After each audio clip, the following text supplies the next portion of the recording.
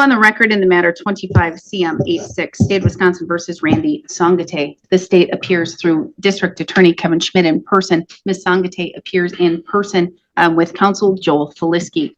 We're set today in this matter for the sentencing part of this case. Ms. Songate pled guilty to retail theft as a misdemeanor, and we are here for sentencing. I believe she has $250 cash posted, or maybe I can't remember how much she has posted. $250 posted. Mr. Schmidt, what is your argument and sentencing recommendation? As the court recalls, we're back here for a joint agreement of 90 days jail. The main reason why we're doing that in this case is because this is a person who has 25 past criminal convictions at the age of 42. 12 of those are for stealing offenses, with the vast majority of them being in Bernett County. I appreciate she attempted to do treatment this past time. I would note, according to DOC, it's not her fault that she couldn't do the treatment. She went there, she got assessed, and she was determined to not be appropriate for the services there. So it doesn't blow the plea agreement of the joint agreement there. That's still being followed. What I'm concerned about is how she can accumulate that many convictions and still be doing more things. And when you really see why, it's because of what the actual sentences have been in her cases. She has, aside from her first two cases back in 02 and 04 in Bernett County, where Judge Gableman gave her probation with 9 months conditional jail on a Bernett County 5 thefts and a forgery, and prison on a felony bail jump during that same time period. She's gotten exclusively either time served, a concurrent with another sentence, or probation. I've never seen a person placed on probation as many times as this defendant. And given what the history is and how repetitive it's been, I think it'd be inappropriate to do it again here. When a person keeps doing small thefts, we can't just keep saying, hey, it's a small theft, time served from the time you got arrested, 1 year conditional or 1 year probation, when the person has done gotta be over a decade of probation and they're still doing the same behavior. If this person is never specifically deterred from doing the small thefts, the thefts that won't get you into prison land, that aren't big enough that, a private citizen victim will be coming to court and be shaking their fists because they're all like retail thefts, small businesses, things like that. We need to be able to do something to protect our businesses, and that's how we do it. It'd be nuts if we didn't do a significant jail sentence in this case with that criminal history, even though this is a small theft. Because when you have somebody with 12 past theft convictions and they do a small theft, there are other small thefts and they're just not getting caught. So for that reason, I think the court should follow the joint agreement of 90 days jail. Thank you. Thank you. Mr. Feliski? Thank you, Your Honor. I'll keep my remarks brief. I do want to first address custody credit. Here I have the following dates that Ms. Songate was confirmed to be in custody associated with this case. May 7th until May 8th of this year, September 4th until October 2nd, again of this year, and lastly from October 7th until October 16th, adding up all of that, she would have 41 days of custody credit. I will also note, and perhaps there's just clarification here that needs to happen, I believe she actually has $500 posted for bail. There was an original $250 that had been posted. I see that was later amended to post an additional $250 cash on October 8th, and that appears to have been posted as well. Your Honor, I do agree that this is a significant sentence in relation to the seriousness of this offense. I think it says quite a lot about Ms. Songate that she is here making an appearance for sentencing on this case. Your Honor, as the state pointed out, this is not a case where Ms. Songate is agreeing to pay some amount of money on a fine at some point in the future. This is not a case where she is going under probation for, not to be flippant about it, but the umpteenth time. She is here today with the understanding that she will be returning into custody. She has put forth an effort, Your Honor. I actually did not have contact with her up until very recently, but she has put forth an effort to reintegrate herself into the community. It's my understanding that she is actually currently employed at Danbury Lodge. She actually has her orientation scheduled for tomorrow.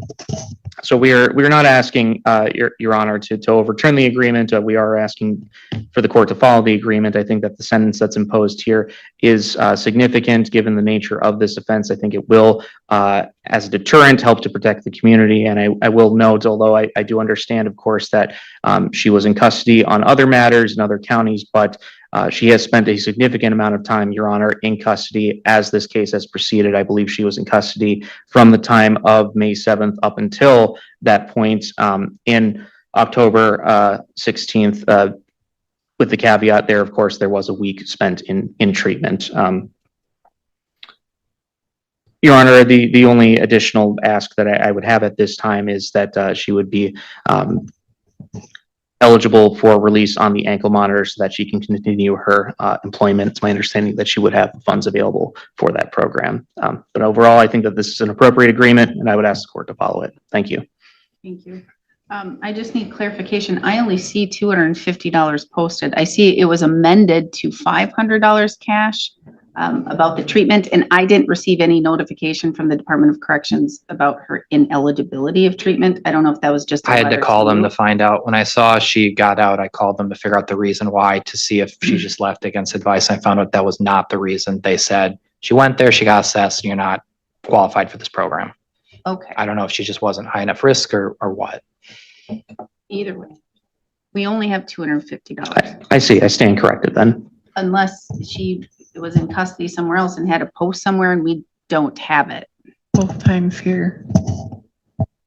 I see in the notes here on CCAP that it covers a group file 25 GF 246 and 25 CM 89. That may be where the discrepancy is from. Oh, that was declined to prosecute. That was I see. should have been reissued back. I see. So, all right. Okay. So Ms. Sangate, anything you want to add or you want to state? You don't have to make any statement, but it's your only opportunity. I would like to just give a little more information on my employment. I was able to seek employment with St. Croix Casino Danbury Casino, and my supervisor will be Wanda Matrias. So I was going to be going in for a full-time position, environmental service work, and that would be 4 nights a week, 4 to midnight. So it'll be the second shift with dishwashing 2 days a week. But the dishwashing fell through, so they want me right now as part-time environmental service worker, which is cleaning various areas of the casino floor, trash, ashtrays. The kitchen would be like garbage. Administration would be sweeping, mopping floors, taking out garbage, vacuuming. So going through like in the orientation, it would be going through the OSHA, cleaning, restrictor guidelines for the casino. I'm also getting help through St. Croix Casino Danbury for employment lodging. So it would be, I have my letters written for St. Croix Tribal Council and also seeking housing through St. Croix Casino or St. Croix Tribe, Joe Merrill. I have my letters in there. They have a housing board meeting tomorrow night, which I would like to be present for. I'm asking for a Danbury apartment, which I know that there's 2 available, but right now they only see fit if I am lodged through St. Croix Casino, Danbury Casino Lodge, the old hotel. So it would be most of my money that I make, but I would be able to save enough for the ankle monitor if, I were accepted. So I'm not gonna lie, it's been hard out there. I've been able to, remain or keep complete sobriety. You look like you're sober. There's a lot going on in my family, and they haven't been able to be as supportive. I haven't really been able to connect back with them. So I'm kind of walking alone in this. And It's the best idea not to Yeah. connect with them right now. yeah. So doing a little bit with the church also. There was a women's hunter breakfast. I was able to go in. Also able to request help through them. So I do get a lot of support around the church tables, and requesting housing through any other tribal community or any other district right now, it just, for me, it isn't working. So I mean, remaining here, reconnecting back into my tribal community has been my best hope. I don't have all of the time credit in, and I'm requesting to be able to work this job. I'm be able I'm requesting to be able to have monies if I have to come in and sit. It's hard sitting in jail here as well. With no money, with no family, no visitation. But I don't want to keep revisiting this table, these tables here, and I want to keep my word. I want to be able to gain my own housing. I'm capable of it. I've done it before. I've shown proof. With West Cap and Salvation Army when they merged. Mhm. I need to stop you. Oh, okay. Unfortunately, we have a timeline, and Okay. I am very happy to hear all of those things. And I am seeing you are sober.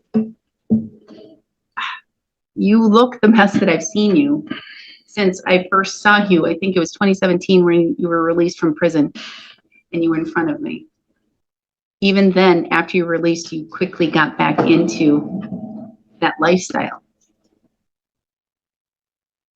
You just have a different glow about you today. And I want to see you continue to do that. I do understand why the agreement was reached, that this is a very, it's not a very serious case, but it's something that if you look at your history, it's a repetitive thing. And it's over stupid things like Four Loko. Are you kidding me? Four Loko, or I think one was a different kind of bottle of booze, or I don't know if it's Bacardi. I don't know if it was, what was that other one? The Jägermeister, I think, and was one of them. I'm trying to think back to all of those. They're silly things. And I don't know what has went through your head each of these times, but I'm really hoping you're going to be in a position where you're going to change that. All right. I do agree that the recommendation is appropriate with the 90 days of jail. I'm not permitting the monitor right now, but here is why. Because I'm not having you, I'm giving you time before you have to turn yourself in, and I'm having another hearing, because here's what I'm going to do. You engage in the skills directed practice with Dave Hatch. You do that. I'm going to tell you, then I will very strongly consider that you, or consider your request to be on a monitor. Okay? Okay. Because I want to see you engage in this. Instead of putting you, because I can't, if I'm going to do 90 days in jail, I can't put you on probation. And if I can't put you on probation, I can't order programs. So I'm going to say, if you complete this program, that's going to go in very strongly towards the argument that the court allow you to sit the remaining time at house arrest with Huber and on monitor. Okay? It costs $100, and it's a 4-week intense program. Okay? So you need to contact Dave Hatch immediately, talk to your attorney, get this set up. If you do engage in this program, then I'm going to tell you that's going to be very, very favorable. So I'm ordering the 90 days, at this time denying the monitor, but I'm going to set another hearing and we'll be back. And then that'll be either the date that I say, okay, you can have a monitor, or you must turn yourself in. Okay?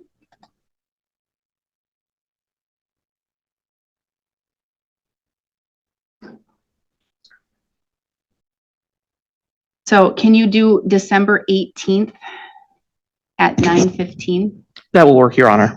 All right. So I'm going to give you this sheet. I'm going to put it up here. You can grab it, and I'm going to mark what program it is. And I'm not going to fill it out because I'm not court ordering it. It's just going to go a long way at the next hearing and whether or not I consider the monitor. With regards to the fines and fees, I'm going to assess $250. I'm going to waive the rest. You have $250 posted. You're good to go. You have 20 days to appeal. Should you fail to appeal within 20 days, you do lose that right. I need your DNA, but you can wait until either you turn yourself into the jail to serve the time in custody, or you have to still turn yourself in, even if you're going to be on the monitor, and then they can take your DNA at that time. Okay? You would have the ability to request it be expunged through a written letter through the Department of Justice. You can talk to your attorney. It's easy to do. I'm going to give you 41 days of jail credit right now. Okay. And we will see you back on December 18th and where we are. Okay? Anything that I'm missing, Mr. Schmidt? Does the court need to technically set a time to report by today? That is going to be the day. I said either Okay. I'm going to say monitor or I'm going to say report immediately. That's all. All right, Mr. Flisky. Nothing further. Thank you. All right, thank you. Then we are adjourned. We do not have a Lori Harvey by anything.